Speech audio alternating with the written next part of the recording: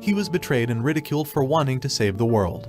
That day a hero hunter was born. Humanity has lost hope. Dungeons and monsters are becoming more and more dangerous and deadly. The end is near. The players who were blessed with superhuman abilities have preferred to look out for their own benefits and fulfill their selfish desires. At least for Wu Jin, nothing has changed. Ever since he was abandoned by his parents, he learned that life was hard and cruel. To him all humans were twisted and evil. He received powers from a being called Nimbus. But what good were powers to him if there was no player who shared his ambition to save the world? Or so he thought, until Si Junli appeared, a hero who protected the weak from monsters at no cost. To save the world he unsheathed his sword, convinced himself that he would defeat the last boss and created the Messiah Guild, where he gathered more heroes with the goal of saving the world. Wu Jin joined the Messiah Guild, and for the first time he met comrades he could trust. He fought and overcame many battles with them, who had taken the monotony out of his life. Everything was going great, until one day, he happily told Si Jun that there was only one final battle left. The last boss. Si Jun doesn't deny it.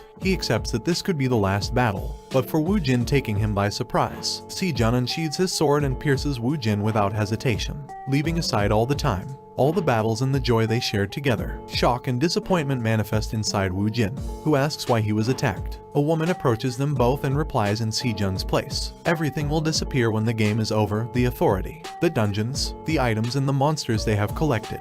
There will no longer be any reason for people to obey them. Wu Jin grinds his teeth at Shin Hai Park's words. Shin Hai looks at Wu Jin with superiority, approaches him and whispers in his ear that his goal is to rule the world. Wu Jin shouts in anger, but that's all he can do. The pair look mockingly at Wu Jin one last time before walking away. With his gaze fixed on the back of the two demons, Wu Jin's body collapses completely. His story has come to an end. The Hero Hunter, summary, or at least an attempted one. You know, if you want the summary of a particular story, comment, I read them. Inside a vehicle Wu Jin opens his eyes in bewilderment. Unsure of being alive he touches his body in disbelief. Looking around, he catches the silhouette of several soldiers. At the wheel of the vehicle, the driver stops abruptly as he sees the scene in front of his eyes. The road is filled with orcs. Without a second thought, the soldiers get out of the vehicle. The captain warns them all that their bullet reserves are limited. Therefore, he asks that no one fires unless they are sure to hit. His speech is interrupted by the sound of bullets. Turning his head he watches Wu Jin firing and eliminating orcs without batting an eye. Disbelief fills everyone's eyes. With no more orcs to eliminate, the captain asks Wu Jin for an explanation of what happened. But Wu Jin ignores him.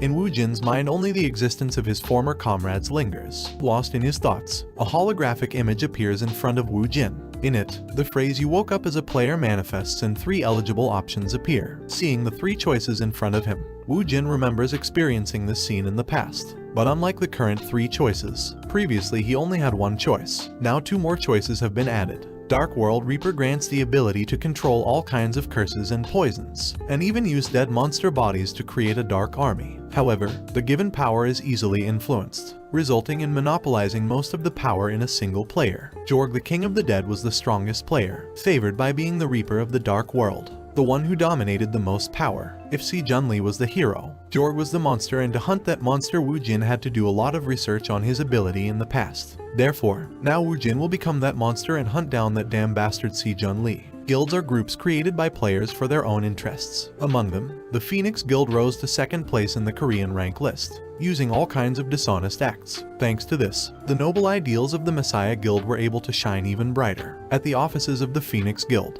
Wu Jin receives a contract. The conditions are unfavorable, but Wu Jin has no choice. Wu Jin asks how he can prove his skills as a player. To his surprise, the recruiter already knew, this being rather strange, as supposedly no one other than the player himself should see his status window. Knowing that Wu Jin belongs to the Dark World Reaper, the recruiter brings to the table different skills exclusive to the Dark World Reaper. He asks Wu Jin to choose one and activate it. Wu Jin focuses his attention on the ability Poison Blood. This ability changes the summoner's blood into poison. Also, if combined with the Blood Golem skill, it boosts its usefulness. Without thinking twice, choose the Poisonous Blood skill. Gwaemon Stadium. A group of 4 gather to go hunting.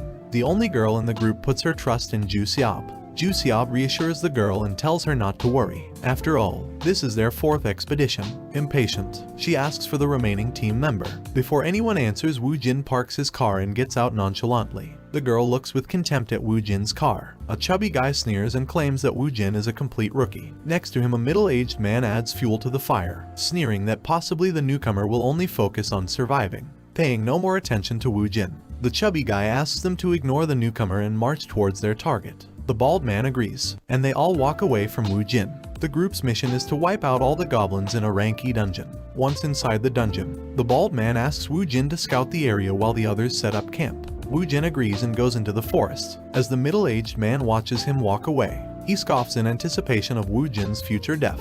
Understanding that he is being used as bait, Wu Jin flashes a smirk. Inside the Messiah Guild with all the members gathered, Shinhai introduces a new member. The new member represents Suzuki Aichi. Si Junli welcomes him. Shinhai asks the new one about how long the assignment will take. Suzuki replies that finding the location of the material will only take 3 days. Back to Wu Jin, who shows an ironic smile as he remembers the person who taught him how to scout and fight, Suzuki Aichi. Back then, Suzuki told him that it was not necessary to be strong to increase the survival rate in an exploration. The indispensable thing was to exploit the weaknesses of the enemies. Suzuki was a ruthless killer and a loyal dog of Messiah. Now, those teachings will become a sword and stab him in the back. Snapping out of his thoughts, a sneak attack takes him by surprise. Goblins attack him. This poses no threat to Wu Jin. On the contrary, they will be good specimens to test his poison blood skill. The goblin raises its weapon and charges at Wu Jin without fear. Wu Jin evades the attack and counterattacks by slashing the goblin with the weapon soaked with his blood, affecting the enemy with his skill. With gnashing teeth, the goblin swings his weapon back to hit Wu Jin,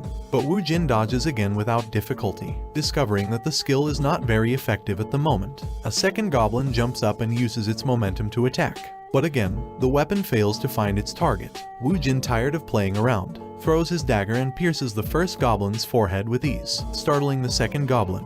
Wu Jin knows that it is easy to finish off the goblins, but if he takes too long to exterminate the group in front of him, more goblin will gather on the spot. Therefore, he took out a weapon he had prepared in advance for this mission, Goblin Chief's Whip. It causes the goblins' fear to increase drastically, preventing them from thinking properly. Elsewhere, the expedition group is also attacked by goblins. The woman panics, but the bald man protects her and eliminates the attacker by thrusting his longsword into the goblin. Everyone shows smiles of joy at the ease with which the bald man finished off the goblin. However, more goblins begin to approach. The bald man tries to pull the longsword out of the goblin's body, but it is deeply stuck in the corpse. Because of this, the bald man is unable to defend himself from the goblin attacks. Filled with pain, he shouts to the others to save him. Contrary to the bald man's situation, inside the forest the goblins are eliminated without difficulty, causing a level up in the Grim Reaper of the Dark World. With his new level, Wu Jin obtains the ability recognized. Returning to the expedition group, the men have physical injuries, and the woman is psychologically affected. Seeing their current situation, they are all regretful for abandoning the rookie, who is probably already dead. Perhaps with one more person, things would not be so complicated. As they lament, they hear another horde of goblins approaching. As time passed, Wu Jin annihilated countless goblins. This caused another level up in the obtaining of the skill Skeleton Warrior. This ability grants the power to use the body of a monster that they have hunted as a summoning sacrifice for a skeleton warrior. However, only monsters eliminated by the summoner can be used as sacrifices. Without wasting any time, Wu Jin activates the skill on the corpse of a goblin and turns it into one of his soldiers. The soldier's strength was low. It could take down goblins, but it didn't meet Wu Jin's expectations. In front of a campfire, the bald man is filled with frustration. He can't believe that simple goblins are bullying him. As he complains, a message appears above his head, telling him that he has leveled up. This can only mean that a team member is taking out the enemies, but they are all standing by his side. The rookie is probably still fighting for his life. Arriving at the goblin lair, Wu Jin covers the entrance of the lair with wooden logs and sets them on fire. The smoke from the fire spreads inside the lair. Each and every goblin in the lair suffocates from the smoke. Some try to escape, but the entrance is sealed with logs. Wu Jin is puzzled by the scene in front of him. According to his memories, the leader should have appeared. Wondering if he is somewhere else, Wu Jin prepares to leave. However, a huge figure shoots out from the rubble, landing right behind Wu Jin. Seeing the appearance of the Goblin King, Wu Jin shows a smirk. In the past, before the Messiah Guild intervened, many rookies lost their lives in the dungeon because of the Goblin King. A hidden Goblin King was not something that rookies could defeat. But this time Wu Jin will take care of the Goblin King before there are casualties, or maybe not. The skeleton soldier takes the initiative and attacks the Goblin King with great determination. Observing the soldier's movements, Wu Jin discovers that the soldier is using his own moves, thanks to which he defeats the Goblin King without difficulty. Wu Jin shows a look of surprise and joy at the same time. He knew that a warrior's combat ability would be influenced by the summoner's magical ability, but he didn't expect that he would also copy his combat style. Before returning to the past, He used all kinds of existing weapons. Even in the Messiah Guild there was no one who could beat him in close combat. Now that he knows that the soldier has his melee prowess, his plans will have to be readjusted. At the same time, he thinks about it. A message appears in front of him. The Dark World Reaper congratulates his achievement and grants him a page of legendary rank.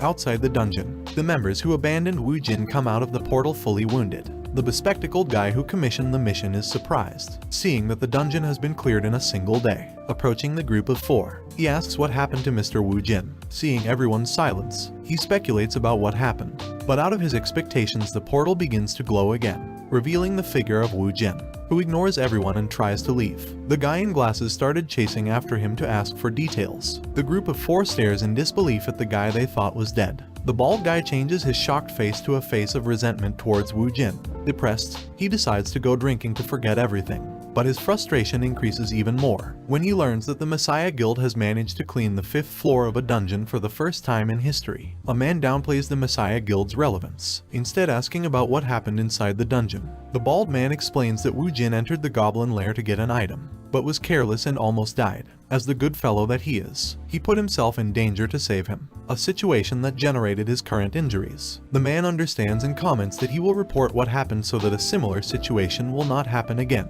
In front of a board full of targets, Wu Jin looks at Si Junli's image with anticipation. He is currently too weak to attack him. Instead, he will look for a connection that will later lead him to him. Returning back to the guild premises, Wu Jin asks to enter a dungeon alone. The man in front of him advises him not to risk his life for a little money. Instead, he offers him a loan. Due to the bald man's statements, different rumors spread within the guild. These rumors mention that Wu Jin only enters the dungeon for the money. Wu Jin refuses the loan and gets a dungeon all to himself after convincing the man. Seeing Wu Jin leaving, the man regrets a bit. After all, in that dungeon the faction's star Park Yongwan was annihilated. However, Wu Jin shows a mood of ecstasy, for if he wants to take down the hero he will have to pair up with the villain in the dungeon he just pushed aside. It is key at this point. Later, he enters the C-class dungeon portal. Immediately after entering the portal, an orc attacks him from behind. Wu Jin reacts quickly, slips between the orc's legs and tries to cut them off in the process. The orc's skin is too thick, therefore, the cut is ineffective. A single blow from the orc could result in Wu Jin's death. But if Wu Jin manages to defeat the orc, he will win a powerful soldier. The orc attacks again. Wu Jin narrowly dodges the attack and repositions himself behind the orc, seizing the opportunity. His sword once again slashes the orc's legs. The orc receives the consequences of having been attacked in the same place twice. He falls to the ground with his legs useless. Wu Jin wastes no time and thrusts his sword into the orc's skull. After finishing him off, he summons him as a new skeleton soldier. Inside an office, 2 men talk about Wu Jin. The younger one is incredulous about the information concerning Wu Jin.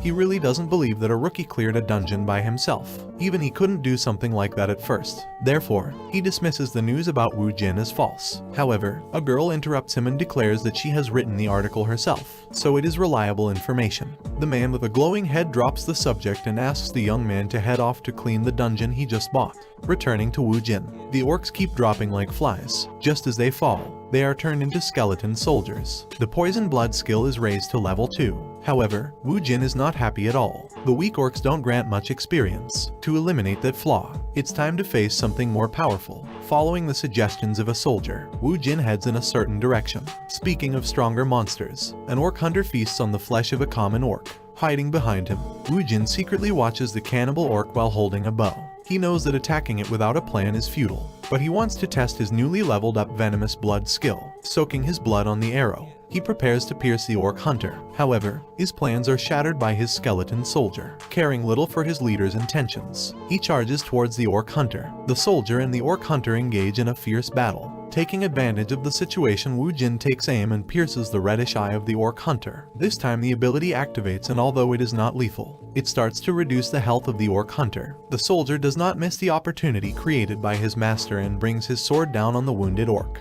The orc cannot evade the attack and his life comes to an end. Consequently, the dungeon is cleared and Wu Jin moves up one more level, wondering if the skeleton of the man from the Yongwan Park faction will be among the victims of the orc hunter. He begins to scan the skeletons. To his surprise, one skeleton has a wound that could not have been caused by the orc. Instead, it looks like it was sneak attacked by a human. Perhaps it was the work of Yongwan Park's faction. Scanning the scenery with his sight, a cave appears in Wu Jin's range of vision. Entering, he finds the skeleton of a person who most likely abandoned his companions and hid inside the cave. Clearly, the guy counted the days until his death. The corpse is looted by Wu Jin. Let's summarize what was found on the corpse: an identification emblem belonging to the Phoenix Guild. It is the resonating star of the Yongwan Park faction, and most importantly, a diary with the blacklist of the Yongwan Park faction. Information that makes Wu Jin happy. But that's not all. Because of killing the Orc Hunter, the Dark World Reaper grants him the legendary ability Eye of Anubis. With this ability, he can see the memory of the dead.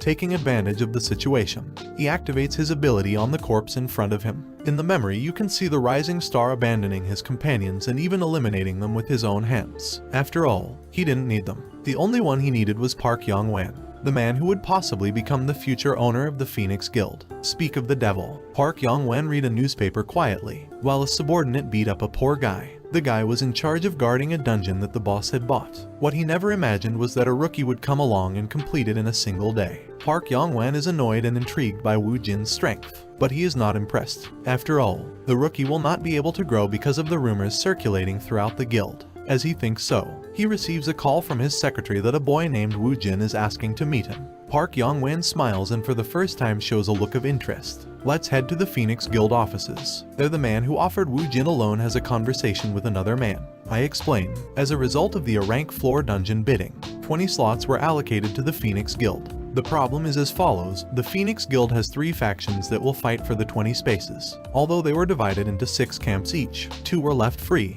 The factions will fight to get these last 2 spaces. This is a pain in the ass for man. While wondering who he will give the leftover spaces to, he receives a call from Park Yongwan. In this call, he is informed that Wu Jin wants a slot for the dungeon. Park Yongwan called to explain that he agrees with Wu Jin's request. What is the reason for this? Let's go back to the past. When Wu Jin met with Park Yong, he took out the notebook he found in the dungeon and suggested a proposal to Park Yongwan. This was to not reveal the information contained in the notebook in exchange for a place to enter the ranked dungeon. Park Yongwan agreed. However, he set a condition that is not yet revealed. It may seem that Wu Jin extorted Park Yongwan, but Park Yongwan doesn't think so. After all, he will use Wu Jin as if he is a disposable pawn in the future. Jeonbu University. A guy explains that the ranked dungeon possibly contains more than 1,000 orcs. Wu Jin recalls the past and what happened in this mission. Back then, only 70 people survived. Only elite players from each guild were gathered for the mission, so it was obvious that not all the deaths were caused in the fights against the monsters. Wu Jin could only turn a blind eye due to the lack of evidence, but it was clear that the players themselves had eliminated each other to reduce the competition and steal some items. Furthermore, in the dungeon, the reward for taking down the Orc King was the Orc King's Fang,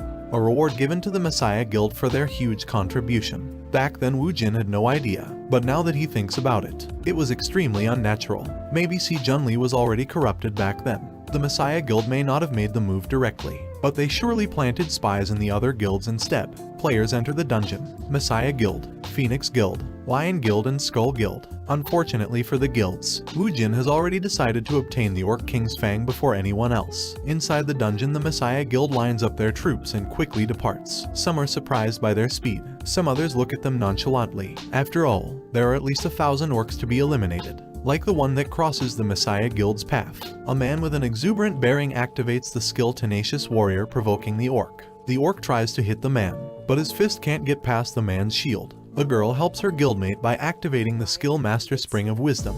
This ability contains the orc in one place, making it impossible for him to move, so the man can attack him without taking damage. The members of the other guilds begin to feel that an earthquake has taken over the area. Looking deep into the forest, they discover that it is not an earthquake, but a horde of evil orcs, and so begins a huge battle between 2 different species. They can keep fighting all they want. After all, it's time for Wu Jin to make his move. After all, no one will notice that he has disappeared. In his lair, the Orc King eliminates a subordinate. Why? Because the coward escaped from the battle. The Orc King rises from his seat and encourages his troops. No human will leave the dungeon alive. This scene is observed by Wu Jin, who followed the cowardly orc. The Orc King looks strong, but as he will send his subordinates into battle, the difficulty has been greatly reduced. In the end, it will be a 1 versus 1 battle. On the battlefield, the Messiah Guild suggests retreating for now, to recharge energy and rework positions. According to their information, after some of their members scouted the surroundings, they observed that a horde of 900 to 1,000 orcs is heading towards them. However, the Lion Guild is not a dog of the Messiah Guild. so they decide to move on. For his part, Wu Jin orders his soldiers to attack the Orc King. The Orc King is annoyed and activates his ability, the Orc King's Fang. Wu Jin is surprised, as his soldiers are easily shattered. Not wasting the opportunity given to him by his soldiers, he shoots an arrow soaked with his blood. The Orc King bends his body to dodge the arrow and subsequently finishes off the last skeleton soldier who was entertaining him. This is when Wu Jin realizes that he cannot defeat the Orc King as long as he has his Fang activated, so he decides to flee. The Orc King does not pursue him, as he escapes and jumps through several trees. The Lion Guild members see Wu Jin heading in the opposite direction they are headed. The leader wonders if the stranger beat them to it and eliminated the Orc King. To find out for sure, he decides to head towards the Orc King's lair himself, or so he planned. As he turns his head to give the order to his men, he sees only corpses where his subordinates should have been. Maybe it was the orcs or maybe another enemy. Wu Jin returns with the others. As he walks, his vision fills with graves. Many have fallen in battle. Possibly the battle between guilds has already begun. The next day, a horde of orcs arrives at the location where the humans are. Wu Jin has a small problem. His current items and weapons cannot seriously hurt the Orc King. Also, he cannot use his skeletons as bait because they are too weak. Taking advantage of the fact that the humans are facing a huge battle, Wu Jin escapes from the place and heads towards the enemy's lair, where he positions himself in front of a bloodthirsty Orc King.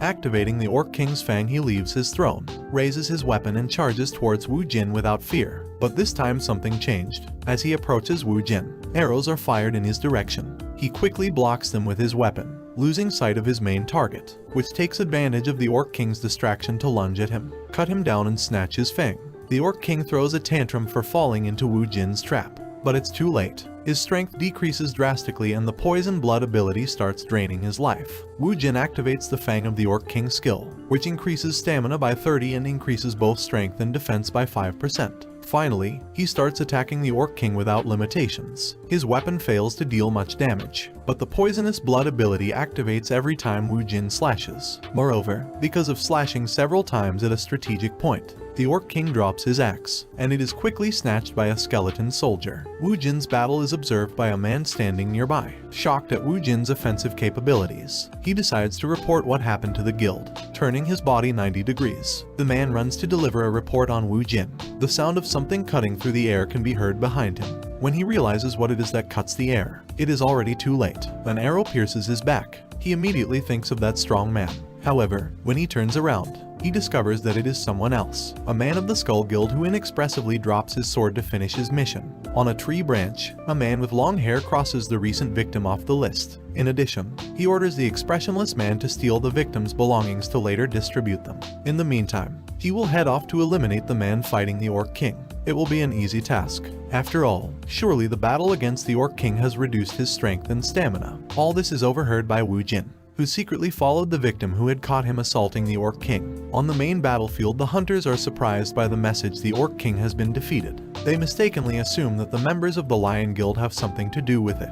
Having finished off the Orc King, Wu Jin is given the title of Orc Hunter and is given a grimoire as a reward. The Book of the Reaper contains the power of Osiris. It can preserve 5 undead monsters. The spirits sealed in the book receive the power of Osiris, increasing their strength by 5%. Your biggest problem has been eliminated. Now that you can store soldiers, you will be able to summon them as soon as you enter a dungeon. The members of the Phoenix Guild run towards the Orc King's lair somewhat elated. They have to find out who or what has eliminated the Orc King and find some excuse for Park Yongwan. The Skull Guild members are short on time. The Orc King fell faster than they thought. There is no time to worry about the man who defeated the Orc King. Instead, they will finish their job and eliminate the remaining members of the roster, as they plan their future act of action. A man runs in their direction. It is the newest member, who is heading towards them with some bone soldiers at his back. They all prepare to eliminate the soldiers. However, out of their expectations, the rookie attacks them by surprise, without giving them the option to defend themselves. Disbelief takes hold of them. Why had they been betrayed? The answer to their question is revealed when the rookie drops the cloak that covered his face. In reality, it was not the rookie, but the man who had battled the Orc King. Minutes before, Wu Jin eliminated the man he had sneak attacked, the man who had discovered him fighting the Orc King. He stole his possessions and used his clothes to usurp his identity. Unfortunately, he found nothing related to the Messiah Guild among his belongings, and that is how he arrived at his current situation. The fate of the remaining members of the Skull Guild was not much different from that of his previous victim. All of them are cut down by his sword. activating the Eye of Anubis ability on one of the victims. Wu Jin observes the past. An old man comments to his disciple that it is time for the Japanese Empire to move forward. By cooperating with Si Junli, his influence will expand. The old man orders Hayato to go to Korea, join the Skull Guild and be devoted to his homeland. Two men called the Celestials enter the room, masters of the sword and bow. They will guide him to his next mission. With the Japanese dungeons and what is generated in Korea, he will be able to build a stronger empire that will be called Yamato. Your mission will be to take down a Korean dungeon runner named Su Wen. He's a nice guy, but he's in the way of the Japanese runners. Another target with quite a bit of relevance is a runner named Si Chan. Wu Jin grits his teeth hard, feeling disgusted. In his worst moments, he fought on a par with the masters of sword and bow. Before their return, they conquered as many dungeons as they wanted. They were a good team. Wu Jin wanted to be like them. They were his teachers and his psychological support. They were his comrades, or so he thought. Wu Jin will try to save the runner named Si Chan. He will not allow the Yamato to take his place as a runner. This would only benefit Si Junli. Saving Si Chan won't be a bad idea. Besides, he himself needs a runner to get him to dungeons. With his decision made, Wu Jin exits the dungeon portal. The men guarding the entrance of the portal are surprised to see Wu Jin come out, indicating that the dungeon has been cleared. The wounded Wu Jin requests stretchers for himself and the players about to leave the portal. The news about what happened in the dungeon caused a great commotion. No one knew who had finished off the Orc King and got his reward. In addition, all the members of the Skull Guild had perished. Reading the news, Park Yong-wan wonders with annoyance how on earth he is supposed to find out who obtained the Orc King's fang. To calm down a bit, he orders his useless subordinates to move in and get him 5 times the resources he spent on the expedition. At his side, the secretary informs him that Wu Jin has been seriously injured and is in the hospital. Park Yong-wan listens with contempt, but when the secretary tells him that he was not injured by monsters but by members of other guilds, he changes his attitude, and to learn more about it, he decides to pay her a visit. Once at the hospital, Wu Jin explains to Park Yong-wan that he was attacked, due to the fact that he observed how the members of the Skull Guild attacked and defeated the Orc King. Fortunately for him, the man who attacked him was affected by his blood and made it out alive. That's all he knows, but he can also deduce that another guild attacked the Skull Guild to steal the main reward they had earned. Park Yong-wan believes everything and is asked by Wu Jin what he wants in return for the information provided. Wu Jin only asks Park Yong-wan to try to connect him with a runner named Si Chan. Park Yong-wan agrees and suggests Wu Jin to answer a call that will be coming soon. Everything goes according to Wu Jin's plan. Park Yong-wan will investigate the case and sooner or later find the connection between the Skull Guild and Si Junli. This will cause Si Jun, the Master Archer, and the Master Swordsman to focus their attention on Park Yong-wan. While both sides are busy with each other, Wu Jin will use the time to increase his strength. Later, Wu Jin receives the call he has been waiting for. Si Chan comments to Wu Jin that he will have to show him his skills in order to work with him. As a test, Wu Jin will have to do the following. Remember the young man who was hesitant about the rumors about Wu Jin and the man with the glowing head? Well, the man with the glowing head is Si Chan. Wu Jin enters the cobbled dungeon, a difficult task for a beginner. Of course, the secretary sneakily keeps watch to observe Wu Jin's performance. As she watches, she comments to Si Chan that Wu Jin hasn't brought anything with him to get through the dungeon. It seems he hasn't prepared for the occasion. Hearing this, Si Chan gets a little upset. He thinks Wu Jin is being too hasty and overconfident. He is completely useless. Inside the Messiah Guild, the Master Swordsman and Archer let the Messiah Guild know that they will finish off those who eliminated their members in the Ranka dungeon. This is an indirect threat to the guild. They have left the same message to all the guilds. Now only the Phoenix Guild is left. They don't know if someone hid their true strength before entering the dungeon, but they will make sure to find out the truth. Outside the cobbled dungeon, 2 men are idly wasting time. They were hired by Si Chan to stop Wu Jin in case he gets past the dungeon. They are in no hurry. After all, he will surely die, or on the contrary, it will take too long to complete the dungeon. To their surprise, the portal begins to glow the same day Wu Jin entered. Puzzled, they try to locate Wu Jin. To their bad luck, all they can observe is the back of a vehicle leaving the place. Embarrassed, they report what happened to Si Chan, who is enraged by the soldiers' incompetence. The secretary advises Si Chan to calm down. Wu Jin will surely communicate with him again. After saying that, he leaves the place. Seeing the secretary's back, Si Chan remembers the precarious situation in which he met her. Putting aside his thoughts, he is still incredulous about the dungeon cleared by Wu Jin. Inside his car, Wu Jin finds a walkie-talkie, with a note asking him to communicate with Si Chan again. Kim Yi-hoon of the Messiah Guild receives a call, informing him that someone is investigating the Skull Guild at a certain location. Without wasting any time, he arrives at the aforementioned place. There he observes Park Yong-wan talking to another man. As he wonders if Park Yong-wan is planning something, A man appears behind him. The man reveals some information to Kim Yi-hoon. He reports that Park Yong-wan previously met with him. In this meeting, Park Yong-wan asked him for information about the Skull Guild. In addition, he added that he knew the secret behind those men who died in the dungeon. Hearing this, Kim Yi-hoon breaks out in a cold sweat. Now that the situation has evolved, he will have to report everything to Si Jun-lee. Previously, he had planned to solve everything by himself, but it's too late now. The man Park Yong-wan talks to is a freelance mercenary who will do anything for money. So the moment Park Yong-wan finished talking to him and left, Kim Yi-hoon approaches him to offer to work for Messiah Guild, improving Park Yong-wan's previous financial proposal. But Park Yong-wan has already anticipated the future, so he set aside a dungeon and will use Woo Jin as the main piece of this strategy. Returning to Kim Yi-hoon, the mercenary relates that he and 4 other people have been hired to escort a certain important person named Woo Jin. Investigating Woo Jin's background, Kim Yi-hoon discovers that Woo Jin participated in the Ranka dungeon. Looking at his level eliminates the option of a rookie like him having eliminated the Skull Guild men. It's too obvious a bait, so he hesitates whether to go through with his plan or not. Woo Jin meets with Park Yong-wan. Park Yong-wan asks him to be the bait in his next plan. He tells him not to worry, as I have already hired 5 bodyguards, so she can enter the dungeon without fear. As he says that, Park Yong-wan also thinks that Woo Jin is terrified inside, but he doesn't mind at all. Woo Jin feigns weakness, but asks for a good reward in exchange for following Park Yong-wan's plan. Park Yong-wan accepts and offers him a skill page. They both smile as they believe they have used the other for their own benefits. Elsewhere, a portal begins to glow again, indicating that the dungeon has been completed. Once upon a time, 2 guilds shared the rights to the dungeon. Members of the Phoenix Guild and the Skull Guild entered the dungeon together. However, when the dungeon was completed, only members of the Skull Guild emerged alive. The guard asks about the members of the Phoenix Guild, to which a member of the Skull Guild replies that he himself has smashed them beyond recognition. After saying that, he leaves the place. The Skull Guild members who have eliminated the Phoenix Guild members receive a call from Kim Yi-hoon, informing them that they have a new mission, a mission similar to the previous one. The day to enter the dungeon arrived. Woo Jin introduces himself and meets his escorts. The mercenary pulls Woo Jin away from the others and mentions to him that he will have to travel alone inside the dungeon,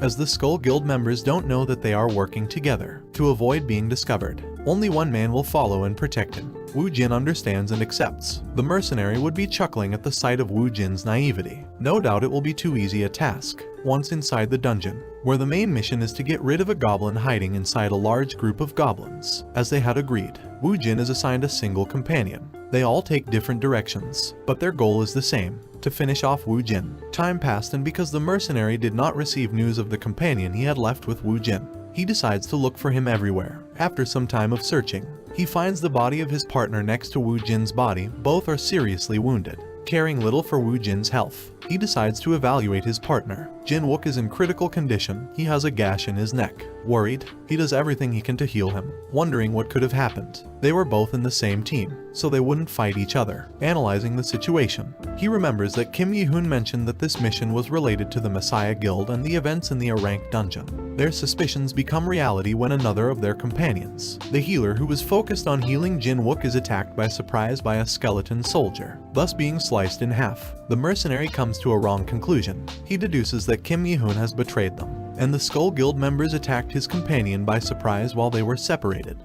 Meanwhile, the Skull Guild members fight against some enemies without knowing what happened to the mercenaries. Lying on the ground, the mercenary asks Woo Jin why he betrayed him. Woo Jin looks at him with contempt and asks him not to victimize himself. After saying that, he makes a slash with his sword and the mercenary's head falls off his body. Without wasting any time, Woo Jin heads to the location where the goblin was in the past. Without hesitation, he defeats the goblin and clears the 2nd floor of the dungeon. The Skull Guild members are surprised, as they had agreed with the mercenaries that they would be warned in advance if they found the hidden goblin, seeing that they have not kept their word. One member deduces that the mercenaries will move to the 2nd floor, where they will wait for them to attack them by surprise. The Skull Guild members prepare to enter the 2nd floor. They are ready to take down the treacherous mercenaries. Self-confident, they advance to the 2nd floor. Upon entering, they are not greeted by any ambush, which seems strange to them, or so it seemed, until one of them activates a mechanism by stepping on a rope. After stepping on it, different arrows are shot at them, and to their surprise, the arrows do not harm them. They simply cover them with blood. The attack did not hurt them. The only thing out of place was the blood and its horrible smell. Annoyed, they order the mercenaries to come out of hiding. Their treachery will not be overlooked. Instead of the mercenaries, the one who comes out of hiding is Woo Jin. He mentions that their boldness is on another level, as they plan to eliminate the mercenaries after capturing Wu Jin from the beginning. The Skull Guild doesn't get a chance to respond, because a monster appears behind their back and starts attacking them. Wu Jin explains that the blood that soaked through their bodies when they were attacked by the arrows belonged to the goblin on floor 1. The funny thing is that such blood is the favorite snack of the boss of the second floor. Hearing Wu Jin's words, a member of the Skull Guild named Matsumoto rushes towards Wu Jin and clashes swords with him. Furious, he comments to him that he will gouge out his eyes while he is still alive. Wu Jin smiles and looks at him condescendingly, or so he thought, until he saw the insignia on Matsumoto's sword. That insignia indicates that Matsumoto is a sword master, surely a disciple of the real sword master. Matsumoto is surprised by Wu Jin's guess. Kim Yi-hoon, who I forgot to mention had entered the dungeon as a member of the Skull Guild, yells at Matsumoto not to waste his time on Wu Jin. The real threat is still hidden. The mercenaries. Normally they would pose no threat, but the lizard boss limits their ability to defend against an ambush. Matsumoto and Wu Jin continue their fight. Matsumoto is skilled, but Wu Jin spits blood in his enemy's face in surprise. Matsumoto is annoyed and realizes that he cannot prolong the battle much longer due to Wu Jin's skill. Raising his sword, Matsumoto prepares a final attack. Seeing the swordsman's stance, Wu Jin understands that he will use an exclusive ability of the Executioner of the Holy Light, activating the Sword of Destruction. Matsumoto directs his attack towards Wu Jin and laments that he was unable to capture him alive. Out of his expectations, Wu Jin appears behind him with his sword held high and aimed at his body. Matsumoto worked hard to be able to use the Sword of Destruction, but as his master said, despite having learned how to use it, it represents too much of a burden on his body. He advised him not to use it with someone who knew the weakness of the attack, because if he encountered a monster capable of evading the attack, he would be captured and eliminated. Now he has encountered that monster his teacher mentioned. Finishing cutting the first enemy, Wu Jin repeats the previous action with the second Skull Guild member. Kim Yi-hoon looks nervously at the scene in front of him. Now he is at a complete disadvantage. Determined, he yells at Wu Jin to join him in defeating the lizard boss. Wu Jin suggests him not to worry. After all, eliminating the lizard boss will be a simple task after eliminating him like his companions. Finishing his words, he summons an army of skeleton soldiers. The lizard boss is not far behind and rushes towards Kim Yi-hoon. To his surprise, one of the men he thought was dead rises up and attacks the lizard boss. Unfortunately for the poor man, the lizard boss captures him as if he were just a toy, taking advantage of the lizard boss's distraction. The skeleton soldiers attack the lizard boss. Watching the skeleton soldiers closely, Kim Yi-hoon discovers that they are not ordinary soldiers. In fact, they move like high-level players. Now, the unknown about what happened inside the ranked dungeon has been answered by the scene in front of him. Comically, although the soldiers mercilessly attack the lizard boss, the latter completely ignores them and instead chases Kim Yi-hoon as if he is the only living being in place. Kim Yi-hoon can't understand why this is happening.